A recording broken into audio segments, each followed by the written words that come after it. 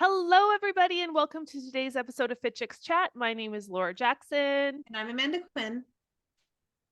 and I'm excited today because we are going to be talking about 5 of the common reasons why your clients either their weight loss is stalled or they're not losing as much weight as they expected to. Now, of course, if you're not a coach yet, you can look at this through the lens of your own nutrition and your own weight loss journey.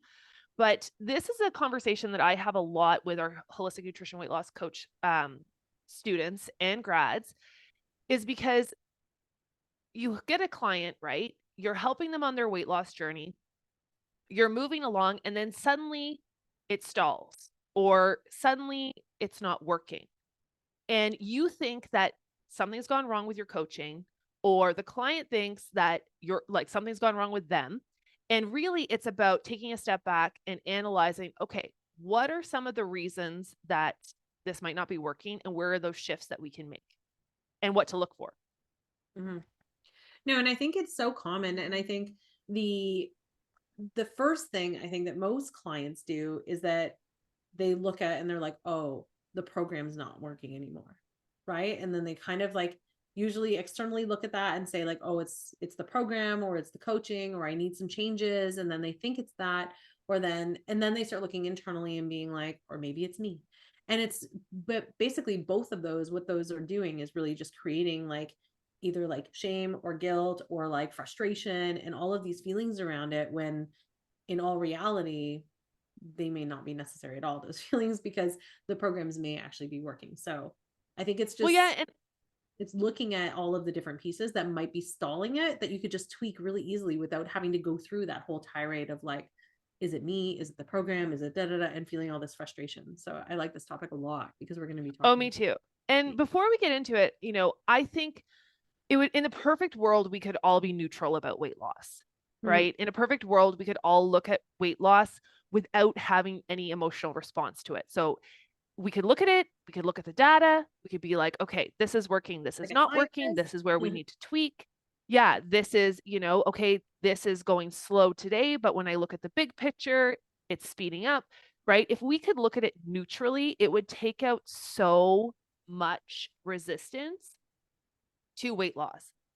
But we're human beings, and your clients are human beings, and we have past diet histories, and we have past, programming about our bodies or beliefs about our bodies. So it is very challenging. So before we get into these, I just want for us to listen to this podcast and look at this podcast from a lens of neutrality. So trying to be as neutral as possible and just thinking about this as, as a coach, I am like a scientist and I'm just looking for facts. I'm looking for data that could help to support my goal. And that's Right. it. And then, obviously we'll talk a little bit throughout it about the emotional side too. But just as we're listening to it, because it's very easy. And I've had clients personally that have told me things like, no, I'm doing everything to lose weight and it's not working. Like Mhm. nothing is working. Totally. Right. And when we actually take a step back and go through, okay, what is everything? Let's go through listing out what is everything. Then you realize, okay, there are a lot of areas we could tweak in here. And again, Mhm. without judgment, but just, okay, no, like when we take a step back, let's try to tweak. These are the areas I'd focus tweaking on. But as a client or as a person going through your weight loss journey, it can feel very emotional and exasperating and feeling like you are actually doing everything. Mhm. So it's just sometimes the tiniest tweaks, which is why these common mistakes are really beneficial to know. So you can kind of, start to look at whether it be your client's plan or your plan. These are some of the things that could be stalling it. I think too, just to add to that before we jump into it, is that statement that you made of like, I'm doing everything. I feel like every single one of us, if you've ever been on a journey of weight loss or transformation in your own life, I feel like every single one of us has made that statement. Yeah, me That's what included. I mean. Like truthfully, if we're really analyzing and being honest with ourselves, I think it's like, I know for me, I can say that truthfully 10 times over, that I've said, oh, I'm doing everything. Whether it even be, obviously today we're talking about weight loss and transformation, but even in like life, work, whatever, we always make that statement. But then when we actually analyze it, it's like, is that a true statement? Right. And I think just really being honest about that and then looking at, Yeah. okay, is there just these small little things that we can do to make those changes? And and I think that that's why this is so important to look at this and listen to this podcast with neutrality, because it's like we've all been there. We've Yeah. all been in that same position. So there's no shame or guilt or like pointing fingers or anything. It's really just about looking at it and saying, okay, if we've all been there, we've all been there, done that, how can we move past that? Well, and when we're looking at a weight loss journey too and a health journey, and this is something we teach in the academy, it's from the mindset of this is not a destination. Like this is the rest of your life. So there's going to be seasons where you're not able to do things that maybe previously you could do on your weight loss journey. Or there are seasons where there's more stress than there usually is, right? So we have to look at this as okay, how can I include these things as well for the long term? And I just always think of it as like adding tools to your toolbox. The more you know and the more you start to understand this process, the less emotional you'll become about it because you're like, oh, I know now why this is happening. Right. Mhm. And as you were saying, when we have thoughts like everything, like I've done everything, that just creates a feeling of defeat. Right. And Oh, when we feel defeated, our actions are usually not in line with our weight loss goals. They're usually in line with, put your like throw in the towel and go the opposite way and binge eat or, completely just go off the program or, a shame spiral where you're beating yourself up. And the result is you're not going to get to the goal that you want. So mhm. let's just acknowledge as soon as you start to like, this is a good thing we're talking about this.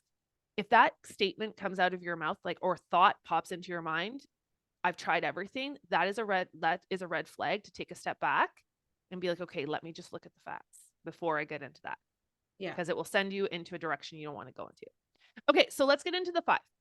Yeah. Now, these are just five common ones. There are more. There's a lot more, and we talk about this throughout our holistic nutrition weight loss coach certification, which is starting on May 15th. So if Yay. you want to get certified, make sure you check out fitchexacademy.com/HWLC. We have our next group starting, like I said, on May 15th. So we talk a lot about sabotage and all of these things. But the first common mistake that people make that could be stalling your weight loss is that they actually are losing weight, but they're not realizing it. Mhm. So this is where, like we were just saying, which kind of piggybacks off, we were saying, I'm trying everything. We get to this place where we think things are not working, but they actually are working and we don't even realize it yet. And it's so fascinating to me because this can be, we all want fast results, right? It's the way we are as human beings. We want things to be easy. We want things to feel good. We want things to be fast. We want to Mhm. put in the least amount of effort as possible. But the way that the body works, of course, is that we don't just lose weight linearly. So it's Mhm. not like, okay, I'm going to, follow this program for 5 days. And in 5 days, I will lose exactly X amount of weight, right? Or I've done this for 3 months and I will, as of 3 months, if I lose a pound a week, I will lose 12 pounds, Mhm. right? Because the body, of course, is an amazing machine and our weight will fluctuate by a few pounds even every single day. Our weight can fluctuate up to 4 pounds a day, depending on water retention, as women, if we have our menstrual cycle, stress, if we've eaten more carbs than usual, like all of those things can contribute to the scale going up by 4 pounds, which is why we don't love the scale as a measurement. But Yeah. everything can fluctuate day to day. So it's really important that when we're looking at weight loss and when we're looking at, you know, our journey and our results to that point, is that we're not looking at it day to day because that we have to take a step back and look at, I always say, track daily, look weekly, and decide monthly because we want to track what's happening day to day if we cannot and not get emotional about it. Mhm. Again, some people don't track at all, and that's okay too. But if you're going to track daily, but then what will happen is it's like looking at a chart, right? If you look just day to day, you're looking at that day's data. But as you plug it out after a week, you'll start to see a trend. And then when you look at the month, you're like, whoa, yeah, it went up a little bit, down a little bit, up a bit, down, down, down, up a little bit, down, but the trend is going down. Right. So that's where, to me, I always think, a lot of times we are about to throw in the towel and we don't even know it actually is working because we haven't given it enough time to work. Mhm. I mean, definitely that. There's also the idea too that, if you're someone who is just starting to exercise and it's like this new thing for your body, you may be losing fat and gaining muscle at the same time. And so now what's happening is you may see that the scale is staying exactly the same, but your body composition might be changing. But if you're not paying attention to that as a variable, if you're not even looking at that, you wouldn't even notice, right? You might, if you're only focused on what does that number on the scale look like, it's going to just show you like maybe a flat, or maybe even that you start gaining weight instead of losing. And like if your goal is weight loss, you may start seeing it going up when you start working out, especially if you're doing strength training and things like that. And then all of a sudden you're like, what is happening? But it's really the composition of your body if you're building sort of lean muscle mass. And then so you may end up shrinking, but then getting heavier. So it's like, that's why, I mean, for me personally, I don't use the scale at all as a measurable.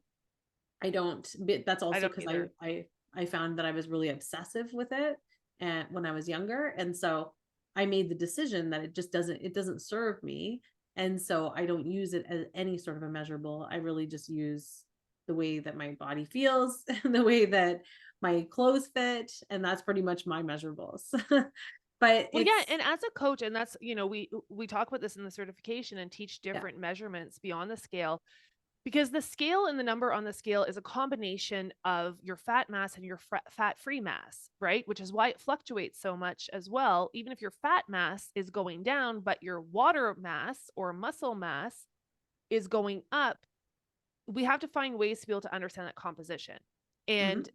it's also, so that's why too, having measurables like whether it be body fat percentage or doing measurements. Some people, the weight's not changing, but you've lost 2 inches off your waist, Mhm. right? So it's really having those different measurables too. And again, if the scale is can be in there, but have it just be one of the measurables. Yeah, Because if not the we be only all use end one all. thing to measure success by, especially something like that that's so inaccurate, then we are basically putting our feelings of success on this number, and then that also, the feelings of success will go up and down as that number goes up and down. Mhm. So it's kind of like, I always think of it that way, like track daily, look weekly, and then decide monthly. Mhm. Um,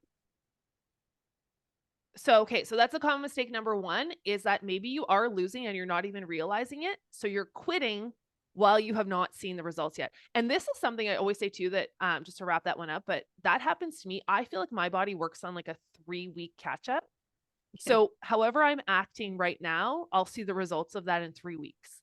So for example, if I'm really focused on balancing my nutrition, and if I do want to, let's say, lose weight, and I'm focused on certain habits, I will feel that in 3 weeks. Even if after 2 weeks, I start doing habits that aren't so in line with that. And same thing, if I'm eating lots of foods that I don't normally eat, or I'm not following my habits I normally follow, and I do that consistently for a period of time, I'll feel that 3 weeks later. Suddenly I'm like, what?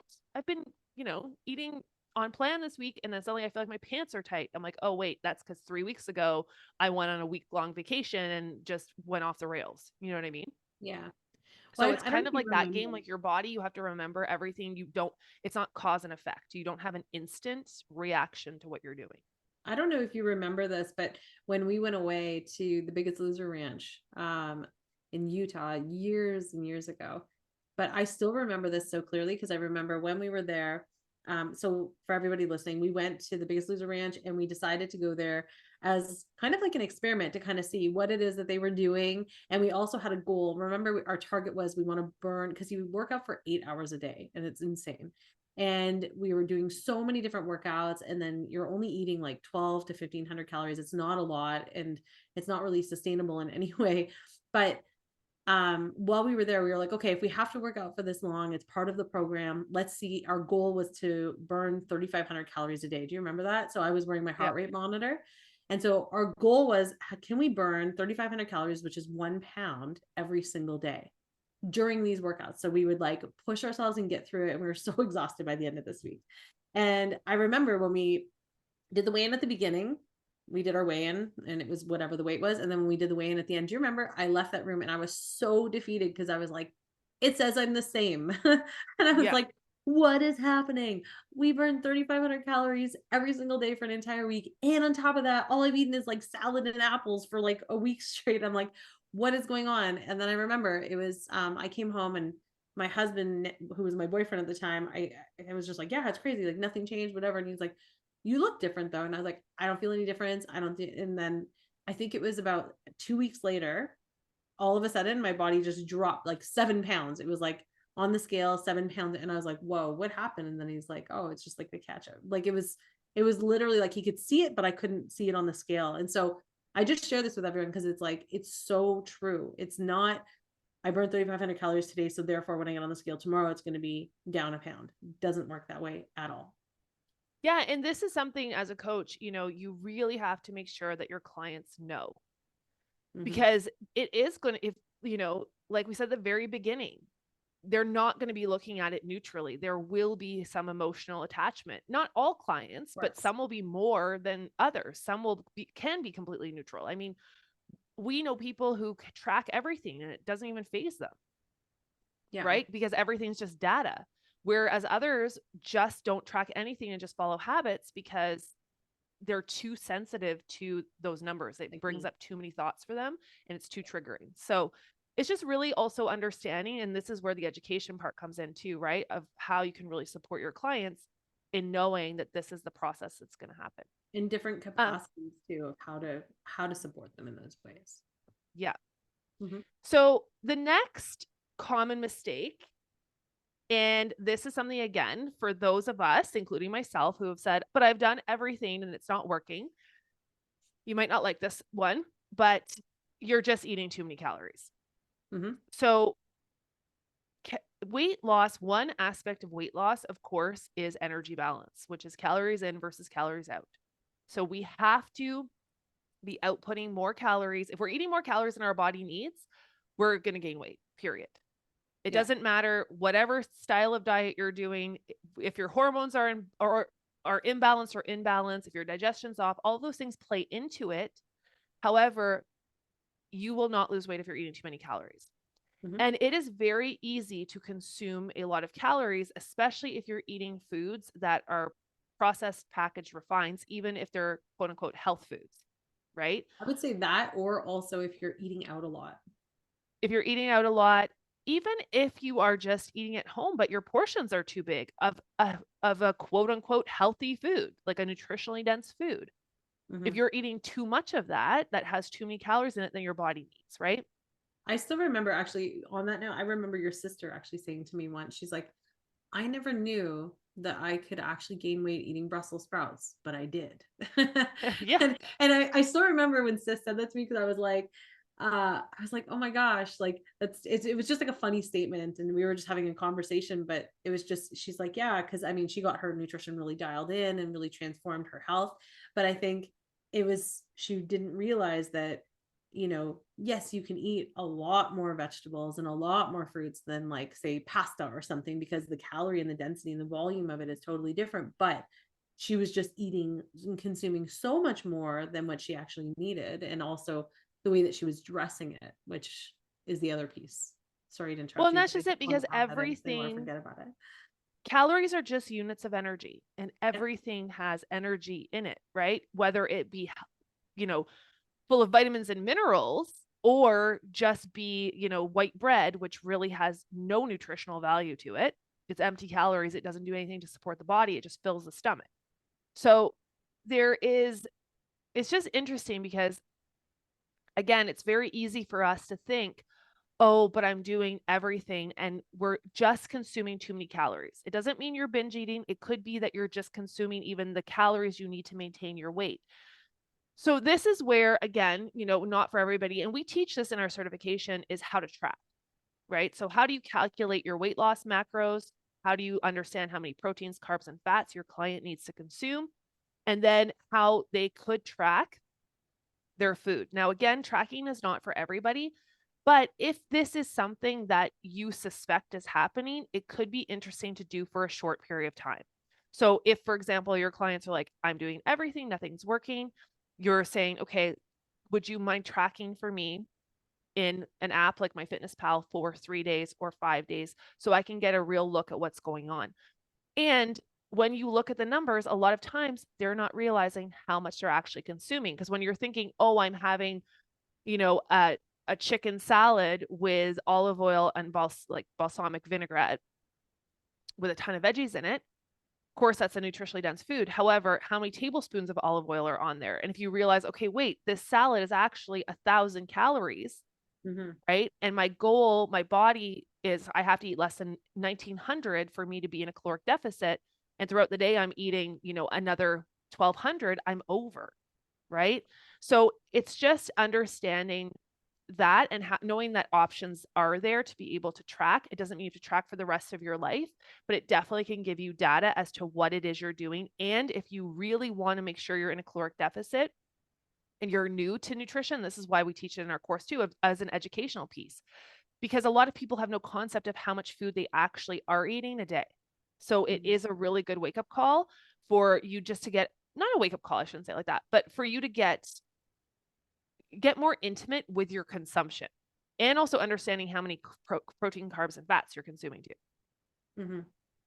Yeah, I think that, and I think it's just, as someone who is really opposed to tracking because it does trigger me, I know that there are certain things that you have to, if you're not going to track it, at least find ways that you can like pay attention for a short window of time and be very mindful of it. Like I try to be very mindful of like, okay, I have eaten X, Y, and Z today or whatever. And then when I'm thinking about dinner, I'm like, okay, well, I've already had, this and this like in my diet today. So therefore my dinner is going to be consuming of just like a lean protein and veggies or something, right? Like I try to be mindful in that way as opposed to just paying attention to the one meal, if that makes sense. Like that's just something for me. Instead of Yeah. tracking, I think of it from that lens and I'm just try to be like, I take a reflection back on my day and be like, okay, what's next? If I haven't already planned my meals in advance.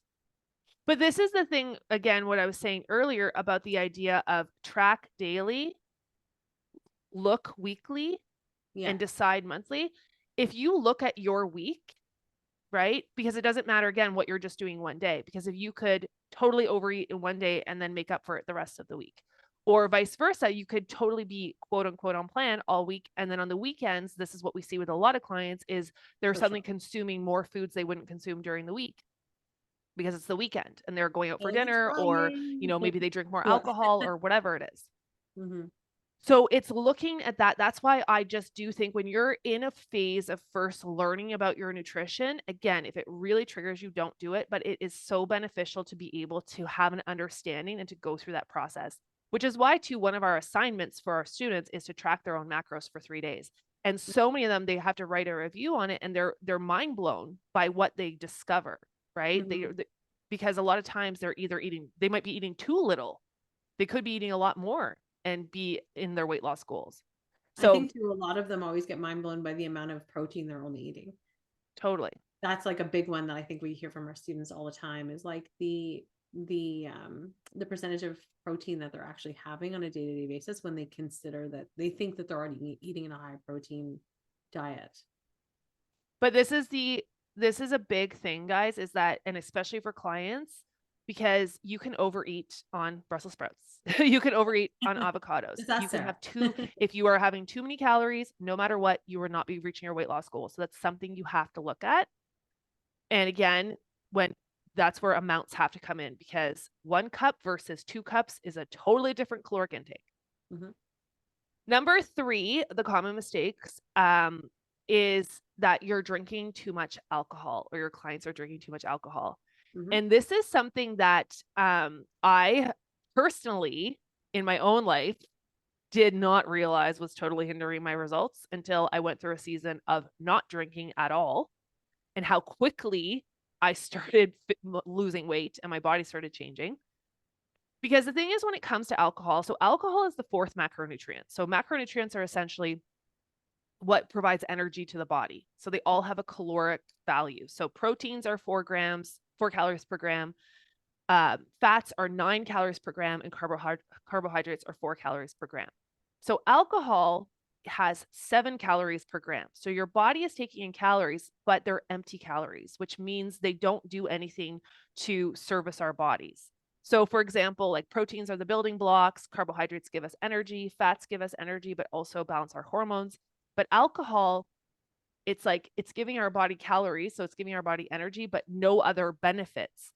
The only thing it actually does is it's a poison to our body. So our body has to clear it first before it clears anything else. And the liver has over 500 functions. So to focus its energy on clearing alcohol is not good, especially if you have hormonal imbalances and your body's trying to clear those out or you're trying to lose weight.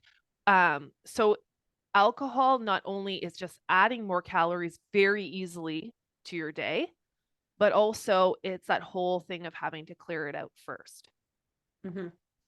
No, and I know So, that it's literally one of those things that if your body has to focus all of its energy on this one task first, and especially even if you're like, but I just have like a glass of wine a night or things like that, every single day, your body is, or every night when you're sleeping or in the morning, but all your body's doing is processing that as opposed to processing your food or getting your blood sugars in balance or all of those things. It's literally spending its energy, it's consuming your energy to be able to process and get the poison out. And then you're just like refilling that cup over and over and over again. And again, yeah. there's no shame in this conversation. It's more just like a factual conversation of like, that's the function of what your body's going to be going through every single day. So if it's got to pour all of its energy into reducing or removing that poison, it doesn't have the energy to be able to then process all of the different foods and sugars and everything else that are going on in your body as well that it Well, I has wouldn't even say to it's eliminate. energy, it's more like efficiency because your body always has to clear toxins first, True. right? So it always has to prioritize getting toxins out of your body to keep you alive. Your body's always trying to work in your favor. So it's like if you want to be clearing all these other things, it's like it goes down on the list of priority. You know what I Yeah, mean? Like, and totally. the other thing too is it's very easy to add up those calories. One glass of wine, 100 to 150 calories. You have a glass of wine every night with dinner for 7 nights or for 10 nights. That's what is that? 10 nights is 1,000 calories extra, Hmm. right?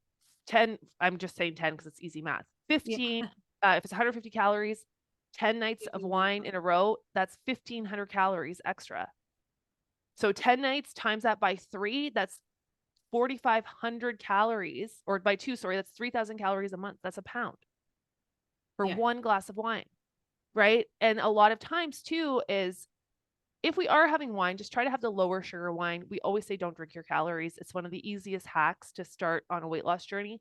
Hmm. But it's just remembering that alcohol is adding to your caloric intake. And also, it is adding to bloating, water retention, slowing down metabolism, as well as putting extra taxing on your liver. So, And also adding to bad decision making if you're having yeah, too much wine and then you're like, of let's eat all the course I want to snacks. have nachos. Yeah, Yeah, of course I want to have these because all of a sudden you're like, your brain is not ready to make those decisions anymore. It's like it's hindering your decision making abilities. And so then you could be like, of course I want to stay up all night and eat nachos. And I mean, I'm talking from personal experience here, but it's like yeah, that I've happens. been with you.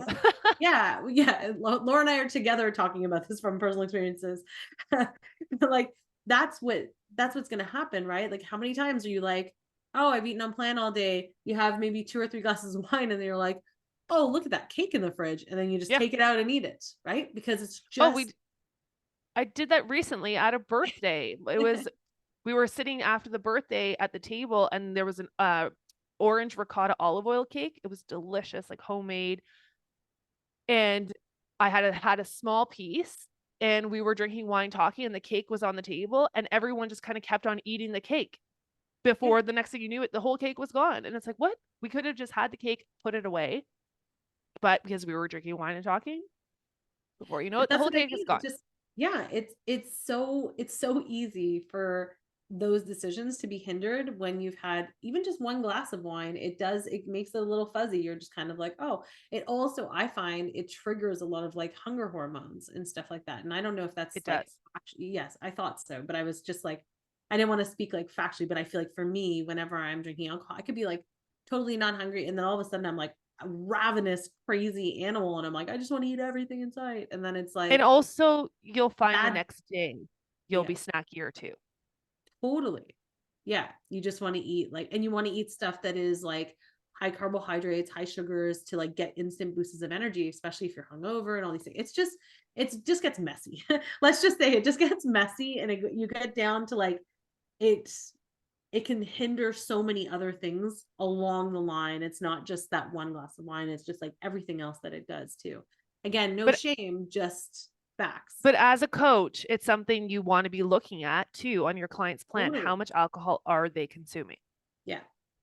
Um, and again, as coaches, we're not there to tell people what to do. We're there to guide and build a relationship and do this with them. And also, long term weight loss is a lifestyle. So if alcohol is something they want to keep in their life, that's totally fine.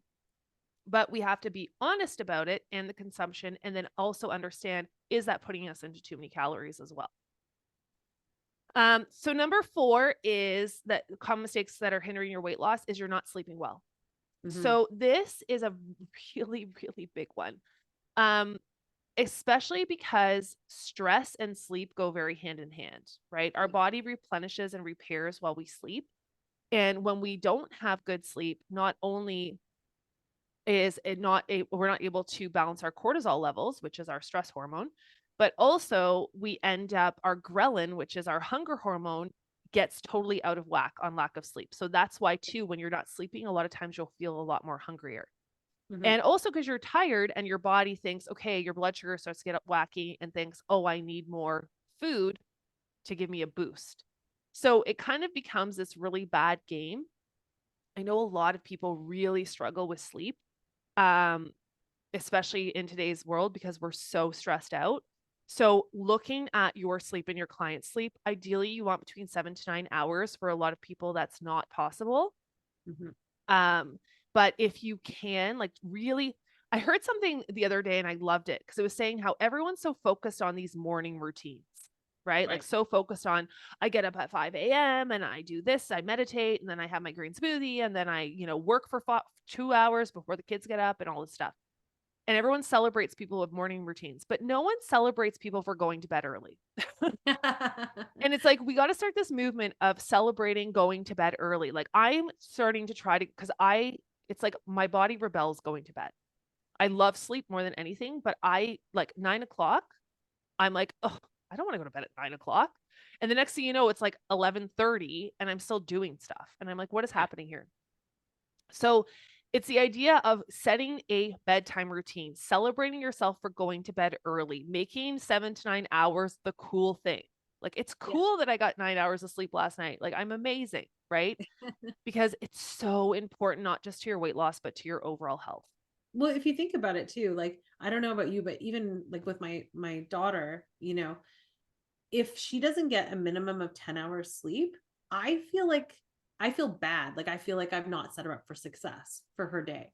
Yeah. She generally operates really well at like 11 hours sleep, but is a minimum of 10, anything less than 10, and I feel like I haven't set her up for success. So when you think about it from that lens, if you're like for anyone who's maybe a parent, if you're so concerned about like your child's sleep and their well-being, you have to put that same into yourself, right? Like you have to put that same thought process into like, am I setting myself up for success? And if you're not a parent, like you can still think of it from that same lens. I'm just sharing my experience, but I do think of it that way. I do think of it as like, okay, if I'm only getting 5 hours sleep, like, am I setting myself up? And I've actually started now, like, I do have a preference of getting up early and doing my workout before starting my day and all those kinds of things. However, what I've actually started doing now is on days when I'm just really tired. The other day, I was like, I don't know what it was. I was just really tired. And I was like, my body just needs sleep. So I set my alarm for a later time. And I brought my daughter to school like an hour late because I was like, I just don't want to get up right now and get her ready. And I was like, we all just need some sleep and we're just going to sleep some more. And just making those kinds of, when available, obviously, if you have the flexibility, but when available, it's like, maybe it's not that, but maybe it's just, I normally work out in the morning, but my body is telling me I need sleep, and you should prioritize sleep over anything else, in my opinion. Well, And so I completely, always because do. it affects everything. And then it kind of becomes a building block, right? Yeah. When you have sleep, when you didn't get enough sleep one day, and then you're playing catch up, and then you don't get it, just snowballs into this bigger thing. And then again, you're more snacky, which leads to overeating. You're more cranky, you're less likely to do your workouts. So everything contributes. And also, I think sleep is one of the most effective stress management tools. Everyone talks a lot about meditation and journaling and, nature walks, and all of those things are incredible for stress and can help with your sleep, right? Because usually when we're stressed, we don't sleep. Mm-hmm. But to me, sleep is the ultimate rest and recovery, right? It's the ultimate way for your body to recover. Our muscles replenish in bed, like muscles are built in the bed. Our hormones rebalance, even mentally, right? That's when we allow ourselves to process a lot of stuff that we're not processing during the day. So Mm-hmm. it really, really is important, and especially for your clients and if you have a weight loss goal. Yeah. Okay, so let's wrap this up with number 5. This is a big one. Trigger warning.